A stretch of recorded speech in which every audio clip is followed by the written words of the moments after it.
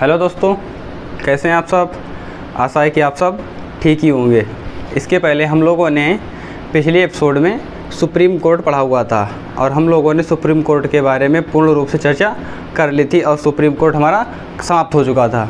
उसके बाद हम लोगों ने बताया था कि सुप्रीम कोर्ट के बाद में हम लोग क्या पढ़ने वाले हैं, हाई कोर्ट के बारे में पढ़ने वाले हैं। भाई देश में हम लोगों ने पढ़ा हुआ था कि हमारे देश में कितने सुप्रीम कोर्ट हैं, तो सुप्रीम कोर्ट तो एक ही था।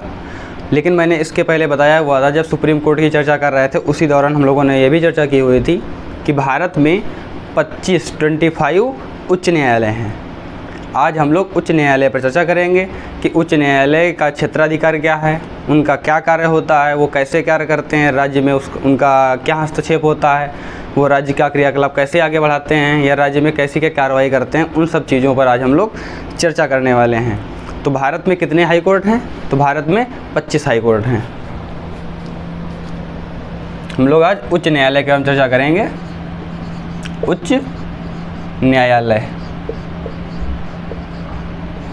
तो भारत में कितने हाई कोर्ट हैं, भारत में 25 हाई कोर्ट हैं। कितने हैं, 25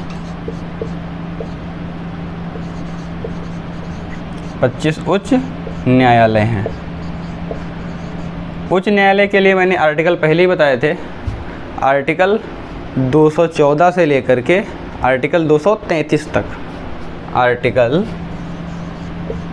214 से लेकर के 233 तक, आर्टिकल 214 से लेकर के आर्टिकल 233 तक उच्च न्यायालय के बारे में बताया गया है। भाई हमारे संविधान के अनुच्छेद 214 से लेकर के आर्टिकल 233 तक क्या बताया गया है, उच्च न्यायालय का विश्लेषण किया गया है। बात समझ में आई। अब देखो, मैंने बताया भारत में 25 उच्च न्यायालय हैं। 25वां उच्च न्यायालय कौन सा है, अमरावती।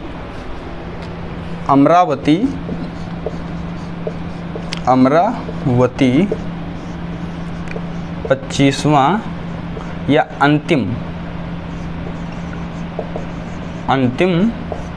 उच्च न्यायालय है, वह अभी तक का उच्च न्यायालय है। बस समझ में। भाई जो हमारा अमरावती उच्च न्यायालय है, ये भारत का अभी तक का अंतिम उच्च न्यायालय है। ऐसा नहीं कि इसके बाद बनेंगे, नहीं, मतलब अभी तक का अंतिम उच्च न्यायालय है। या सबसे नया उच्च न्यायालय कौन सा है, ये हमारा अमरावती उच्च न्यायालय है। बात समझ में आई। अब देखो, अगर उच्च न्यायालय के बारे में थोड़ी चर्चा करी जाए तो उच्च न्यायालय का गठन कब से प्रारंभ हुआ, उच्च न्यायालय का गठन कब से प्रारंभ हुआ, तो 1862 से 1862 से उच्च न्यायालय का गठन प्रारंभ हो गया था। सबसे पहले कलकत्ता, मुंबई और मद्रास।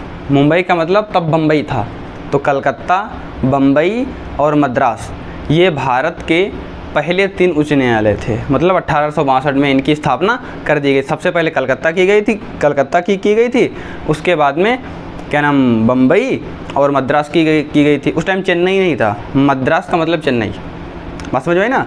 तो कलकत्ता, बम्बई और मद्रास ये 3 उच्च न्यायालय बने थे। उसके बाद में सन 1866 ईस्वी में 1866 ईस्वी में भारत का चौथा उच्च न्यायालय बना, और वो कौन सा बना, Allahabad high court. Allahabad high court. तो कहने का मतलब है जो उच्च न्यायालय का जो गठन का जो कार्य जो चल रहा था, ये 1862 से प्रारंभ हो गया था। तो देखिए भाई,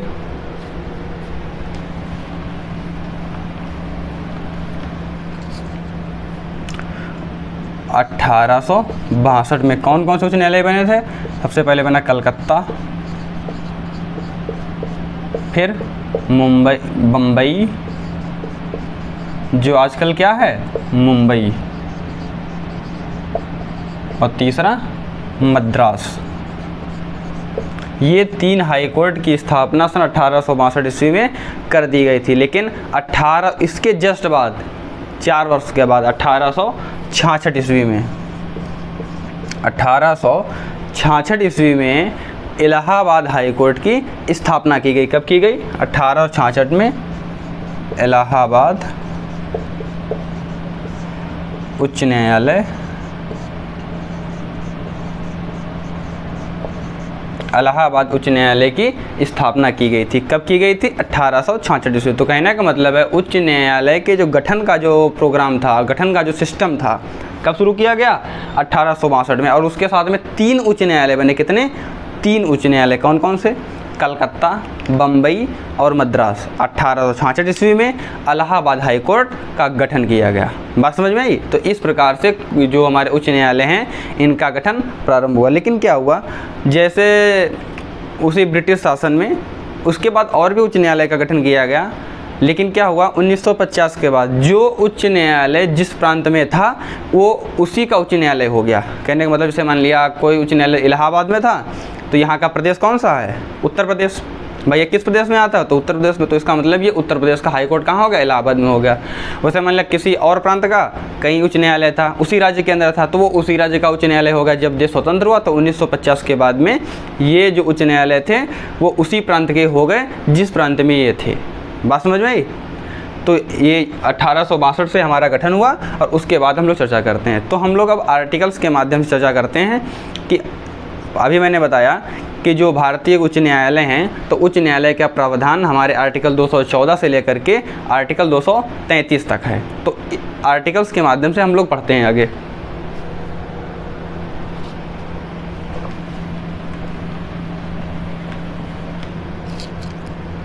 आर्टिकल 214।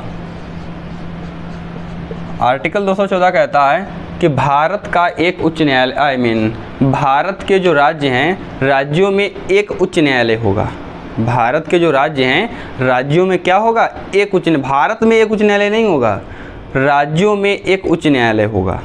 क्या होगा? राज्यों में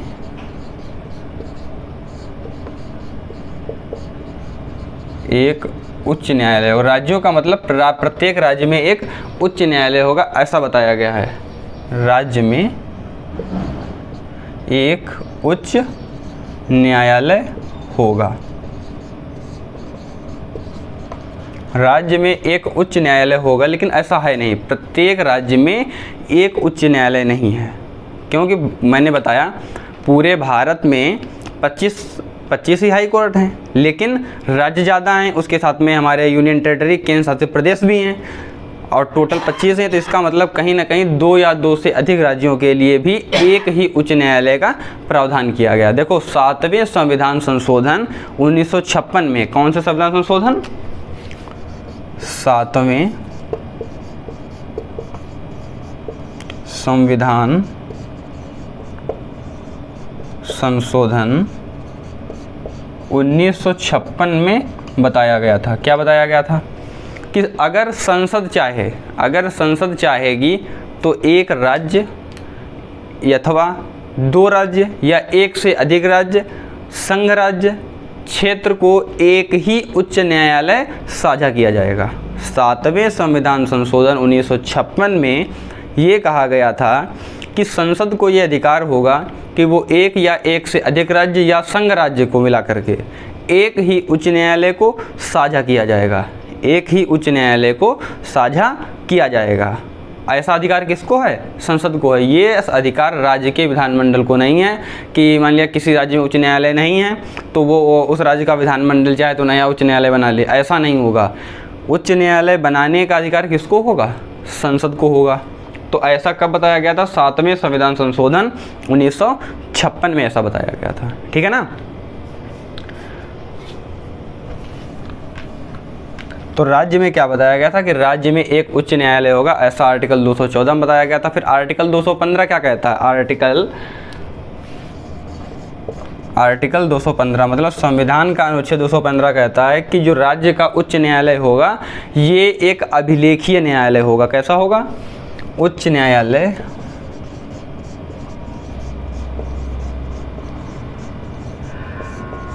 एक अभिलेखीय न्यायालय होगा।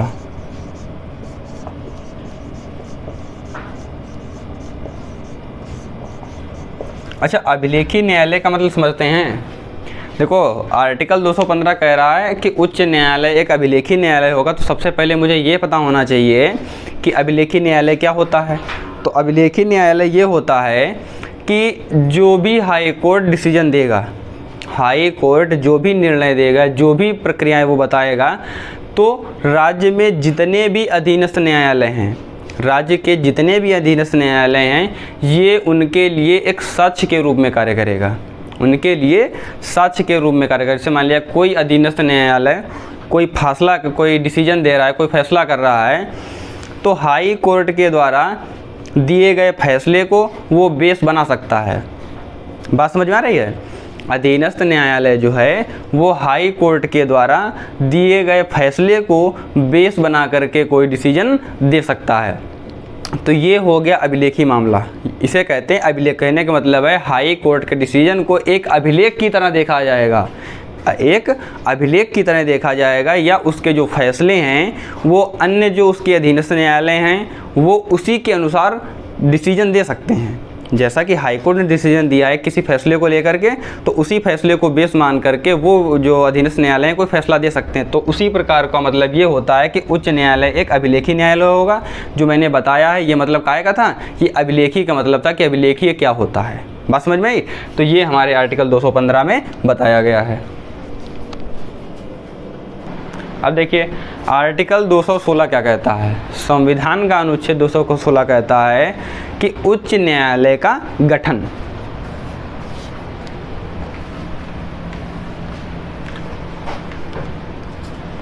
आर्टिकल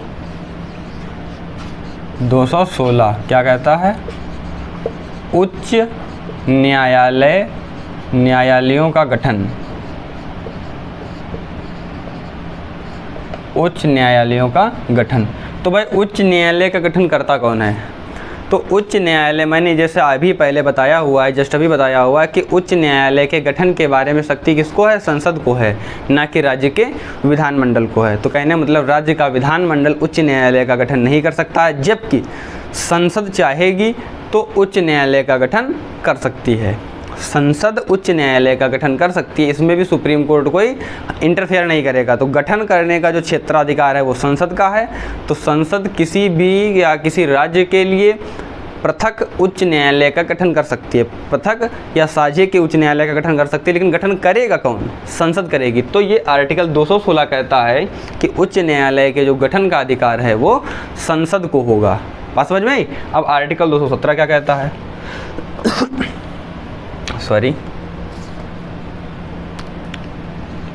आर्टिकल 217 उच्च न्यायालय के न्यायाधीशों की नियुक्ति। आर्टिकल 217 कहता है, आर्टिकल 217 क्या कहता है? उच्च न्यायालय के न्यायाधीशों की नियुक्ति। उच्च न्यायालय के न्यायाधीशों की नियुक्ति। अब देखिए भाई, उच्च न्यायालय के न्यायाधीशों की नियुक्ति कौन करता है? तो उच्च न्यायालय के, अगर हम सबसे पहले किसकी बात करेंगे? अब देखिए भाई, उच्च न्यायालय के न्यायाधीशों की नियुक्ति, तो उच्च न्यायालय के न्यायाधीशों की जो नियुक्ति है ये कौन करता है? तो सबसे पहले हम बात कर रहे थे उच्च न्यायालय के मुख्य न्यायाधीश। तो उच्च न्यायालय के मुख्य न्यायाधीश की जो नियुक्ति है वो राष्ट्रपति मुख्य न्यायाधीश की सहमति से, और जिस राज्य के उच्च न्यायालय के मुख्य न्यायाधीश की नियुक्ति होनी है तो उस राज्य के राज्यपाल की सहमति से। बात समझ में आई? सहमति का मतलब है सलाह लेकर के, ये नहीं कि वो सहमति नहीं दे रहा है, ऐसा कुछ नहीं होगा। कहने का मतलब है सलाह से, ये तीनों व्यक्ति सलाह से उच्च न्यायालय के मुख्य न्यायाधीश की नियुक्ति करते हैं। तो सुनिए भाई, मैंने बताया है उच्च न्यायालय के न्यायाधीशों की नियुक्ति में सबसे पहले चर्चा किसकी करी है? मुख्य न्यायाधीश की। तो मुख्य न्यायाधीश की नियुक्ति कौन करता है? राष्ट्रपति। भाई मुख्य न्यायाधीश की नियुक्ति कौन करता है? राष्ट्रपति प्लस सर्वोच्च न्यायालय का मुख्य न्यायाधीश। सर्वोच्च न्यायालय के मुख्य न्यायाधीश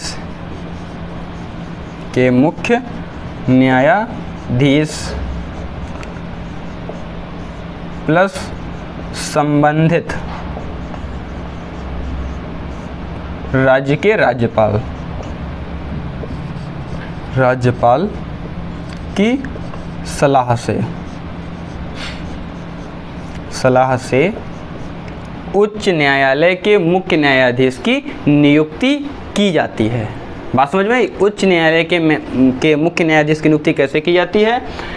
राष्ट्रपति प्लस सर्वोच्च न्यायालय के मुख्य न्यायाधीश और संबंधित राज्य के राज्यपाल की सलाह से मुख्य न्यायाधीश की नियुक्ति की जाती है। लेकिन जो जो उच्च न्यायालय के अन्य न्यायाधीश है, मतलब मुख्य न्यायाधीश को छोड़ करके जो अन्य न्यायाधीश, उनकी नियुक्ति कौन करेगा? तो उनकी नियुक्ति भी राष्ट्रपति, सर्वोच्च न्यायालय के मुख्य न्यायाधीश प्लस संबंधित राज्य के राज्यपाल प्लस जिस हाई कोर्ट के न्यायाधीश की नियुक्ति हो रही है तो उस न्यायालय के मुख्य न्यायाधीश भी होंगे। कहने का मतलब है इसमें उच्च न्यायालय के मुख्य न्यायाधीश भी होंगे।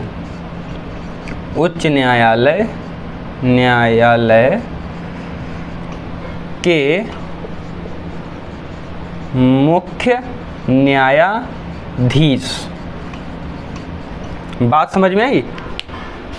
मैंने बताया जब मुख्य न्यायाधीश की नियुक्ति होगी, राष्ट्रपति, मुख्य न्यायाधीश भारत के और संबंधित राज्य के राज्यपाल, ये तीनों व्यक्ति मिलकर के उच्च न्यायालय के मुख्य न्यायाधीश की नियुक्ति करेंगे। लेकिन जब उच्च न्यायालय के अन्य न्यायाधीश की नियुक्ति होगी तब राष्ट्रपति प्लस राज्य के मुख्य न्यायाधीश। तो फिर अन्य न्यायाधीश की नियुक्ति कैसे होगी? भारत का राष्ट्रपति प्लस सर्वोच्च न्यायालय का मुख्य न्यायाधीश प्लस संबंधित राज्य का राज्यपाल, और जिस राज्य में न्यायाधीश की नियुक्ति हो रही है उस राज्य का जो मुख्य न्यायाधीश होगा उसकी भी सलाह ली जाएगी, तब जाकर के कहीं उच्च न्यायालय के न्यायाधीश की नियुक्ति हो पाएगी। बात समझ में आई? तो ऐसा हमारा आर्टिकल 217 तक समाप्त हो गया है। अब इसमें ये बताएगा कि जो उच्च न्यायालय के जो न्यायाधीश होंगे उनकी योग्यता क्या होनी चाहिए। तो भाई योग्यता में क्या है कि वो तो सबसे पहली योग्यता ये है कि वो भारत का नागरिक होना चाहिए, वो भारत का नागरिक होना चाहिए। तो भाई लिख लेते हैं उसे, इसे पॉइंट में मेंशन करना है।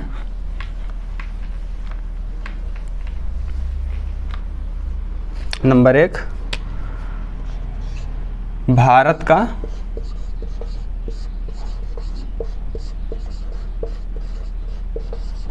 नागरिक होना चाहिए।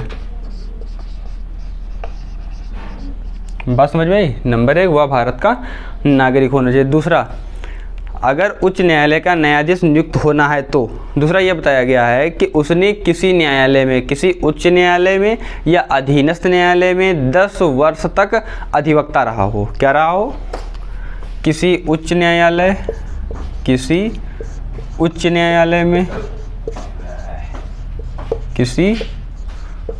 न्यायालय में कम से कम 10 वर्ष अधिवक्ता रहा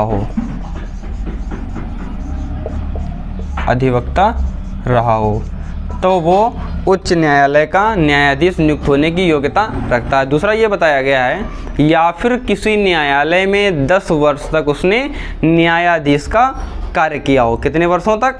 10 वर्षों तक, या फिर 10 वर्षों तक किसी न्यायालय में न्यायाधीश रहा हो। क्या रहा हो? न्यायाधीश रहा हो, तो वो उच्च न्यायालय का न्यायाधीश नियुक्त किया जा सकता है। इस प्रकार की अगर उसकी योग्यताएं हैं तो वो उच्च न्यायालय का न्यायाधीश नियुक्त किया जा सकता है। और नियुक्ति कौन करेगा? ये तो मैंने पहले बता दिया है। कौन करेगा? राष्ट्रपति करेगा, मुख्य न्यायाधीश करेगा भारत का जो है, और संबंधित राज्य का राज्यपाल करेगा। अगर अन्य न्यायाधीश है तो उसमें मुख्य राज्य का मुख्य न्यायाधीश भी सम्मिलित होगा। तो नियुक्ति तो इस प्रकार होगी, लेकिन योग्यताएं उसकी इस प्रकार की होनी चाहिए। बात समझ में आई? तो इस प्रकार आर्टिकल हमारा समाप्त हुआ और हम लोग अब आर्टिकल 219 पर बढ़ते हैं। आर्टिकल 219, तो संविधान का जो अनुच्छेद 219 वो कहता है कि जो राज्य के उच्च न्यायालय के जो न्यायाधीश हैं उनको शपथ कौन दिलाएगा? तो राज्य के उच्च न्यायालय के न्यायाधीशों को शपथ राज्य का राज्यपाल दिलाता है, मतलब संबंधित राज्य का राज्यपाल उच्च न्यायालय के न्यायाधीश को शपथ दिलाता है।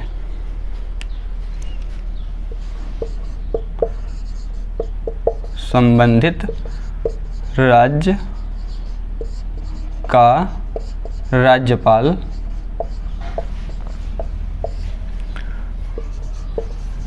उच्च न्यायालय के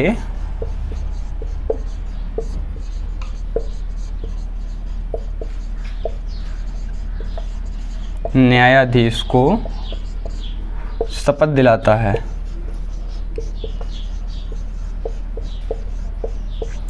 और अगर मान लिया राज्यपाल नहीं है, अगर सपोज किया राज्यपाल नहीं है, तो राज्यपाल के द्वारा नियुक्त कोई भी व्यक्ति राज्य के उच्च न्यायालय के न्यायाधीश को शपथ दिला सकता है। कब? अगर राज्यपाल नहीं है, तो ऐसा प्रावधान है, मतलब उसे राज्यपाल ही दिलाएगा।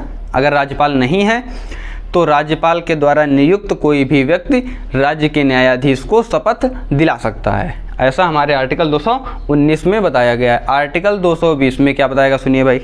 आर्टिकल 220,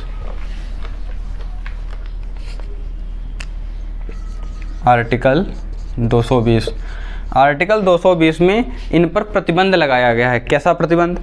तो जो राज्य के उच्च न्यायालय हैं और उच्च न्यायालय में जो नियुक्त न्यायाधीश हैं, तो ये सेवानिवृत्ति के बाद या रिटायरमेंट के बाद ये किसी न्यायालय में, कहने का मतलब ये उच्च न्यायालय में ही वकालत कर सकते हैं। कहने का मतलब ये है कि जहाँ ये न्यायाधीश का कार्य किया है, जहाँ पर इन लोगों ने न्यायाधीश का कार्य किया है, वहाँ उस हाई कोर्ट में वो वकील का काम नहीं कर सकते। कहने का मतलब है वकालत नहीं कर सकते हैं। ऐसा उन पर प्रतिबंध लगाया। कहाँ कर सकते हैं? सर्वोच्च न्यायालय में तो कर ही सकते हैं। उच्च न्यायालय के न्यायाधीश जो वकालत है, जिस कोर्ट में उन्होंने नियुक्ति ली थी, उस कोर्ट को छोड़ करके वो किसी अन्य न्यायालय में वकालत कर सकते हैं। तो कहाँ, सबसे पहले कहाँ कर सकते हैं? उच्चतम न्यायालय में। प्रतिबंध क्या बताया गया है कि उच्च न्यायालय के न्यायाधीश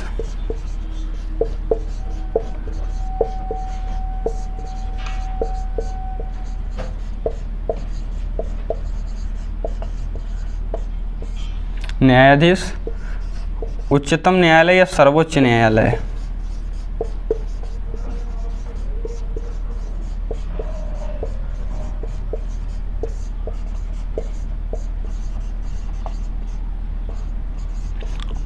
सर्वोच्च न्यायालय में वकालत कर सकते हैं। ये वहाँ पर वकालत नहीं कर सकते हैं जहाँ पर ये नियुक्त हुए थे।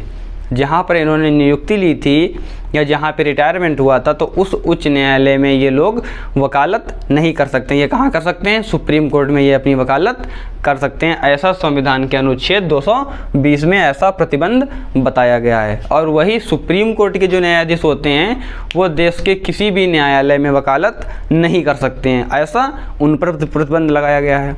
भाई, देश में जितने भी उच्च न्यायालय हैं या अधीनस्थ न्यायालय हैं, सर्वोच्च न्यायालय का न्यायाधीश कहीं भी वकालत नहीं कर सकता है। जबकि उच्च न्यायालय के न्यायाधीश को इतनी स्वतंत्रता प्राप्त है कि वो रिटायरमेंट के बाद वह किसी भी समय जिस न्यायालय में नियुक्त है, उस न्यायालय को छोड़ करके किसी अन्य न्यायालय या सुप्रीम कोर्ट में वकालत कर सकता है। अब देखिए भाई, आर्टिकल 220 तक हमारा हो गया है। अब इसके आगे आर्टिकल हम लोग 221 पढ़ते हैं। तो संविधान के अनुच्छेद 221 में क्या बताया गया? तो संविधान के अनुच्छेद 221 में बताया गया है कि उच्च न्यायालय के न्यायाधीशों का वेतन, आर्टिकल 221 क्या बताया गया है? उच्च न्यायालय के न्यायाधीश का वेतन। अब देखो, जो राज्य के उच्च न्यायालय हैं, उनके मुख्य न्यायाधीश और अन्य न्यायाधीश के वेतन की जानकारी हमें आर्टिकल संविधान के अनुच्छेद 221 के माध्यम से प्राप्त होती है। और बताया गया है जो उच्च न्यायालय का जो मुख्य न्यायाधीश है, उसका वेतन 2.5 लाख रुपये प्रति मंथ, 2,50,000 रुपये प्रति मंथ। और जो अन्य न्यायाधीश हैं, तो उनका वेतन 2,25,000 रुपये प्रति माह होता है। जो मुख्य न्यायाधीश है उसका कितना होता है 2,50,000 रुपये प्रति माह। जो अन्य न्यायाधीश हैं उनका 2,25,000 रुपये प्रति माह होता है। ऐसा वेतन निर्धारित किया गया। लेकिन ये वेतन निर्धारित कौन करता है? तो राज्य निर्धारित नहीं करता है। उच्च न्यायालय के मुख्य न्यायाधीश का जो वेतन है ये संसद द्वारा दिया जाता है। कहने का मतलब भारत की संचय निधि से दिया जाता है, राज्य की संचय निधि से ये नहीं दिया जाता है। अब देखिए संविधान के अनुच्छेद 222 में क्या बताया गया। तो संविधान के अनुच्छेद 222 में ये बताया गया है कि उच्च न्यायालय के न्यायाधीशों का स्थानांतरण। अब देखिए ये क्या होता है। आर्टिकल 222 क्या बताया गया है? उच्च न्यायालय के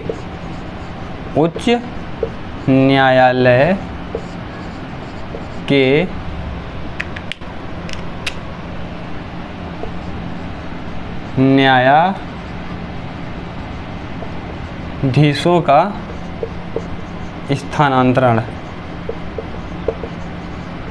तो उच्च न्यायालय के जो न्यायाधीश हैं, स्थानांतरण का मतलब उनका लोगों का जो ट्रांसफ़र किया जाता है। तो कैसे होता है?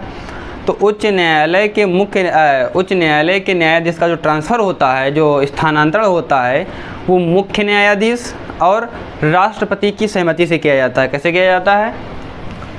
भारत के मुख्य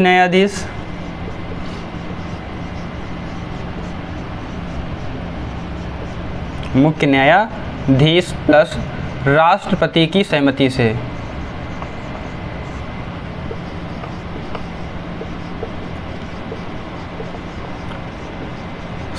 से किया जाता है। बात समझ में आई? आर्टिकल 222 में बताया गया है उच्च न्यायालय के जो न्यायाधीश हैं उनका जो स्थानांतरण किया जाएगा। स्थानांतरण का मतलब है एक उच्च न्यायालय से किसी दूसरे उच्च न्यायालय को भेज देना, ये होता स्थानांतरण। अगर ये किया जाता है तो किसके माध्यम से किया जाएगा? भारत के मुख्य न्यायाधीश और राष्ट्रपति की सहमति से किया जाएगा। लेकिन इसमें सर्वोच्च न्यायालय ने समय समय पर निम्नलिखित प्रावधान किए हुए हैं। जैसे 1977 में सुप्रीम कोर्ट ने कहा था कि उच्च न्यायालय के न्यायाधीश का जो स्थानांतरण है वो किसके लिए किया जाएगा? लोक कल्याण के लिए किया जाएगा। बात समझ में? ये नहीं कि मनमर्जी से किया जा रहा है, लोक कल्याण के लिए किया जाएगा।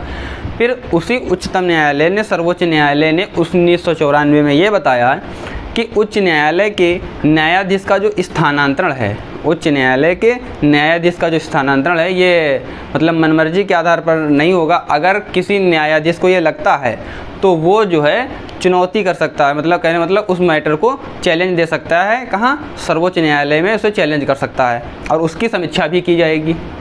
फिर 1998 में सर्वोच्च न्यायालय कहता है 1998 में सर्वोच्च न्यायालय ने कहा एक फैसले में कि जो उच्च न्यायालय के न्यायाधीश हैं इनका जो स्थानांतरण है वो कैसे होना चाहिए। जैसे उसमें तो सबसे पहले ये तो बता ही दिया गया है कि मुख्य न्यायाधीश भारत का होगा, भारत के मुख्य न्यायाधीश मतलब CJI, chief justice of India, वो होंगे, प्लस प्रेसिडेंट, भारत के प्रेसिडेंट। मतलब 1998 में पहले से नियम तो ये था ही कि सर्वोच्च न्यायालय का मुख्य न्यायाधीश और भारत के राष्ट्रपति मिलकर के किसी भी उच्च न्यायालय के न्यायाधीश का वो स्थानांतरण कर सकते हैं। अब भाई ये दो लोग तो सम्मिलित ही हैं, लेकिन साथ में और कहा गया कि जब किसी उच्च न्यायालय के न्यायाधीश का स्थानांतरण करना है तब जिस राज्य के उच्च न्यायालय के न्यायाधीश है तो उस राज्य का मुख्य न्यायाधीश भी होना चाहिए। मतलब जिस राज्य में वो न्यायाधीश है,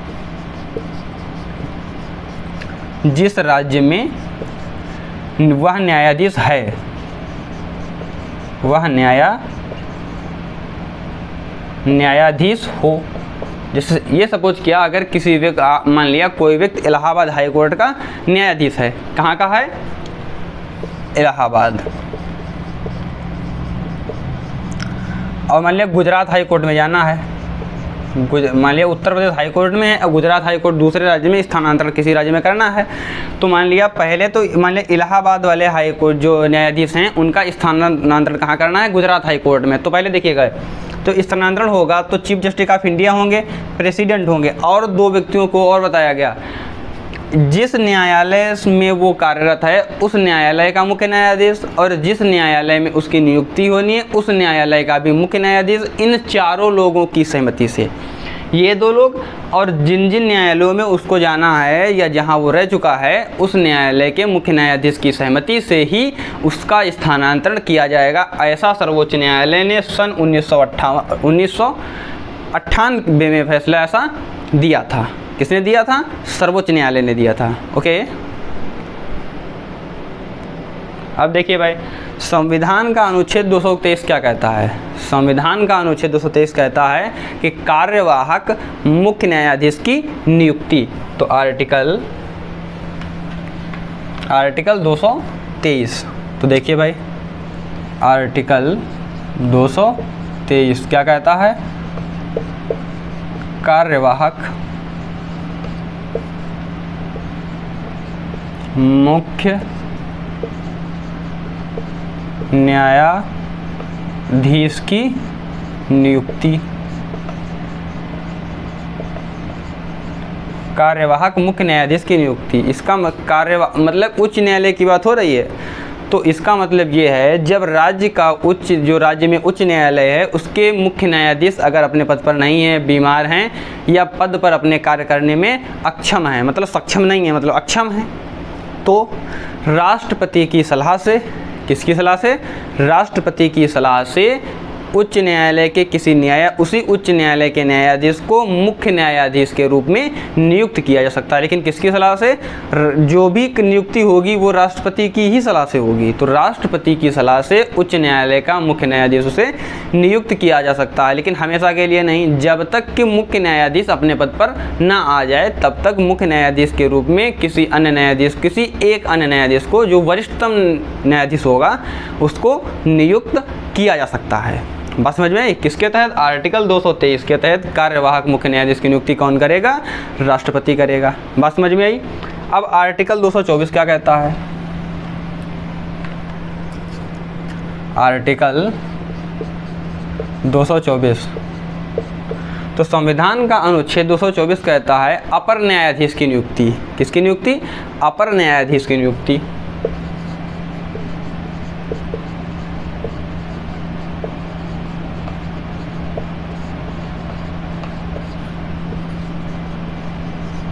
अपर न्यायाधीश की नियुक्ति, अपर न्यायाधीश की नियुक्ति 2 वर्ष के लिए की जाती है। कितने वर्षों के लिए?